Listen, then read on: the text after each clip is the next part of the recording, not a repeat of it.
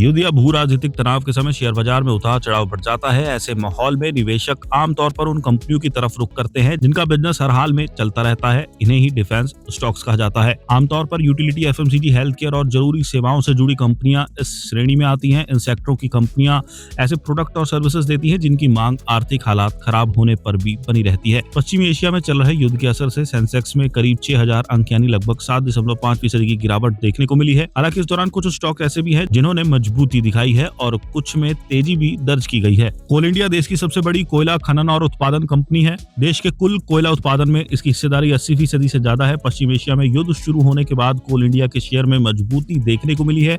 इसने 13 मार्च 2026 को 52 हफ्तों का नया हाई भी बनाया।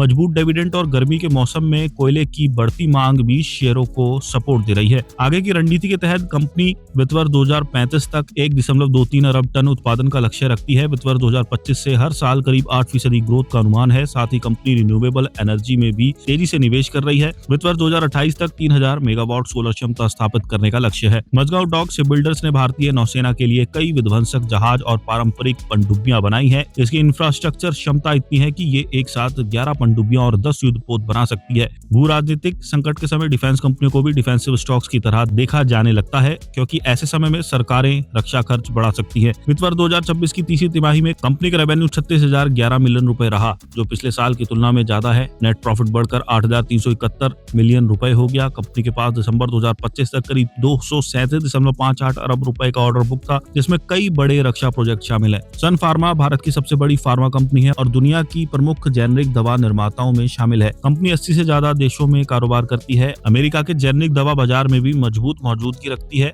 फार्मा एमएटी दिसंबर 2025 के आंकड़ों के मुताबिक करीब 2,407 करोड़ रुपए के भारतीय फार्मास्यूटिकल्स बाजार में सन फार्मा की बाजार हिस्सेदारी 8.4% है। पिछली अवधि में कंपनी की हिस्सेदारी 8.1% थी। भारत इलेक्ट्रॉनिक्स लिमिटेड भारत सरकार के रक्षा मंत्रालय के तहत एक प्रमुख सार्वजनिक क्षेत्र की कंपनी है। ये सेना के लिए उन्नत इलेक्ट्रॉनिक सिस्टम और इक्विपमेंट बनाने में माहिर है। युद्ध के बाद भी इस शेयर ने अपेक्षाकृत स्थिर प्रदर्शन किया है। आत्मनिर्भर भारत पहले से भारत इलेक्ट्रॉनिक्स को मजबूत बढ़त मिल रही है। कंपनी का ऑर्डर बुक जनवरी 2026 तक 730 अरब रुपए था।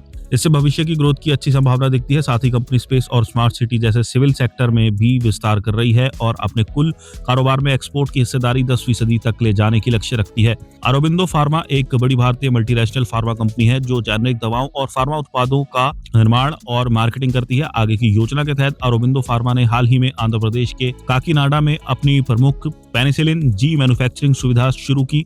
कंपनी अगले 12 महीनों में यहां सालाना उत्पाद क्षमता को 10,000 मैट्रिक टन से ज्यादा तक बढ़ाने का लक्ष्य रखती है। लंबे समय में इससे 15,000 मैट्रिक टन तक ले जाने की योजना है। डिफेंस स्टॉक्स अनिश्चित समय में पोर्टफोलियो को स्थिरता दे सकते हैं। हालांकि अगर निवेशक केवल इन्हीं स्टॉक्स में पैसा लगाते हैं तो वे भविष्य में आने वाली तेजी से चूक सकते हैं। युद्ध या तनाव का दौर हमेशा नहीं रहता। जब हालात सामान्य होते हैं तो अन्य सेक्टरों के स्टॉक्स तेजी से बढ़ सकते हैं। इसलिए निवेश के लिए सबसे बेहतर रणनीति यही मानी जाती है कि पोर्टफोलियो को अलग अलग सेक्टरों में बांट कर रखा जाए।